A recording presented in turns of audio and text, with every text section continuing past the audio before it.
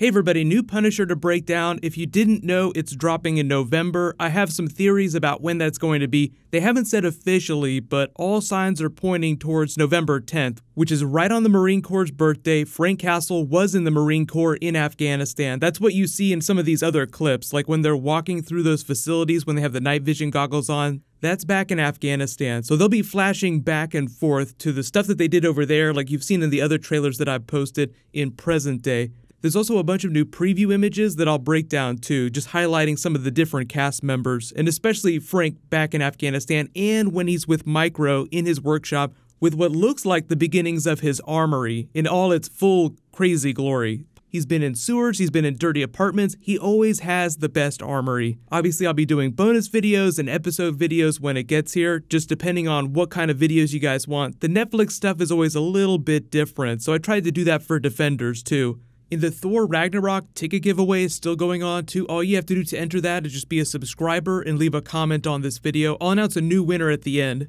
But if you couldn't tell from the teaser, they're just hyping up this big conspiracy that's set up by the government, and it looks like the CIA is involved because that's who Rollins is working for, so he seems relatively untouchable now that he's come back to the United States. One of the titles implies, patriotism is the virtue of the vicious, which is this famous Oscar Wilde quote, and it's more of a sinister connotation, like Rollins is the bad guy of the series, and it sounds like he's perpetrating all these terrible things in concert with the CIA and the government, using patriotism as a mask for his evil. Like, it's a very common theme in a lot of these political thrillers or military thrillers where you have very evil people in positions of power in the government or the military that perpetrate all kinds of atrocities and use patriotism as their excuse. So it sounds like the Punisher is going to be uncovering some big conspiracy with the help of Karen Page and Micro. So that's why those classified documents in that teaser read whistleblower with Micro and Frank Castle's name right next to each other.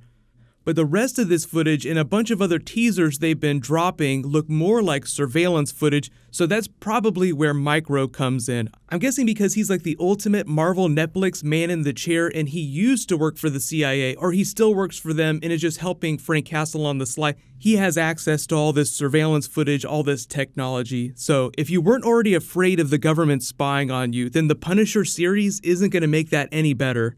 But I love some of these redacted documents that they have in here. Like this language reads Cerberus as retaliatory, and it sounds like it's just part of some weapon or some special strikes that they're doing, but you see Homeland Security down here.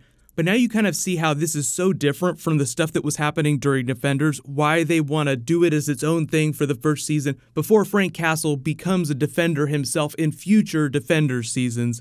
And yes, there will be a Defenders season 2, but a lot of people were wondering, including myself, about Daredevil popping up during this. Based on the end of Defenders, I don't think that's going to happen, just based on where that character is and where he's going to pick up in Daredevil season 3.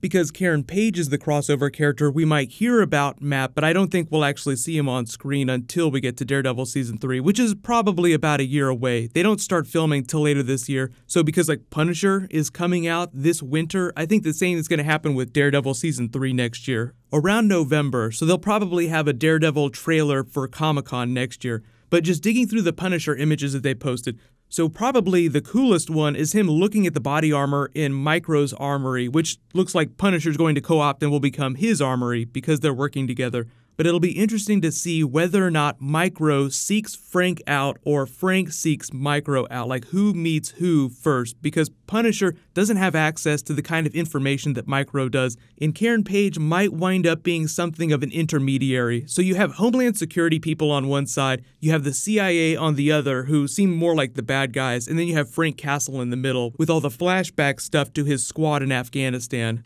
More of Karen Page here. This site actually might look familiar from Daredevil season 1. This is actually where the Kingpin beat the crap out of the Russian. This is just Karen passing information to the Punisher. You've probably seen a bunch of these images from the set just because they were filming out in open air. There were a lot of paparazzi that got shots of them last year. Very clearly flashback to Kandahar. Then we have Micro inside wherever his warehouse is, if this is anywhere close to his house or if this is somewhere in a different part of the city. This sort of confirms that the other teasers they've been dropping, the surveillance footage teaser images, are stuff that Micro has been watching. So it looks like he's keeping an eye on either the CIA people, but there are also some images of these cameras inside his own house with his wife. This is actually Micro's wife here. So it seems like he's watching himself while he's also watching other people, which if you haven't read the comics is very Micro. Like imagine the most paranoid version of Ned Leeds you could possibly think of. This is one of our first looks at Jigsaw post-Kandahar, Afghanistan. So like I said, his backstory in the Punisher series in the Netflix universe is that he used to be squad mates and really good friends with Frank Castle, but Jigsaw has formed a private military company called Anvil, and that's not a reference to anything in the Marvel Universe. I mean, you could draw references to Thor's hammer, like hammer, anvil, but really, it just meant to sound super hardcore. If you were going to hire a private military company, you wouldn't hire somebody if they had a lame name. This person standing next to him here is another minor Punisher villain called Curtis Hoyle. He was a lieutenant in the army that crossed paths with Frank Castle while they were in Vietnam. Remember, in the comics, he's a veteran of the Vietnam War, but in the Netflix universe, it's Kandahar and Afghanistan. And now he's working with Jigsaw at this mercenary company. These are Sam Stein and Dinah Madani. They're Homeland Security agents that are tailing Frank because remember, all the things he's doing are very illegal in his pursuit of justice, so the common Punisher narrative is still in play here, where he's trying to take down people that are even worse than him. He's still the hero of the series, but still winds up being demonized by legitimate law enforcement agencies. So you have people like Karen Page that try to give him a voice and show everyone, hey, he's not a villain, he's actually trying to help people, even though he's still killing a lot of people. This is just that Curtis Hoyle character, the one who's partners with Jigsaw, trying to help out a younger military vet that's having trouble adjusting to life post-military.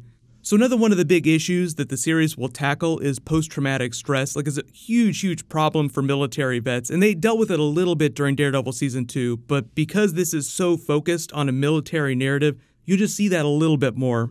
But let me know in the comments, what are you guys most excited for the Punisher series? I know everybody just wants to see him walking around with the comic book costume on, just mowing through everybody. I think the biggest disappointment from him during Daredevil Season 2 was the fact that they released the promo with the minigun that they never delivered on. We were promised a minigun, so maybe we'll get to see some of that during the Punisher series. But what'll happen later tonight is there'll probably be a new Arrow Deathstroke trailer for the first episode of Season 6, so look out for that. There's some new Infinity War that's dropped, so I'll probably do a video for that tomorrow, and leave all your Marvel video requests in the comments. There'll be all kinds of Marvel, Thor stuff dropping through the next couple of weeks. Just expect a whole bunch of that to start coming really soon.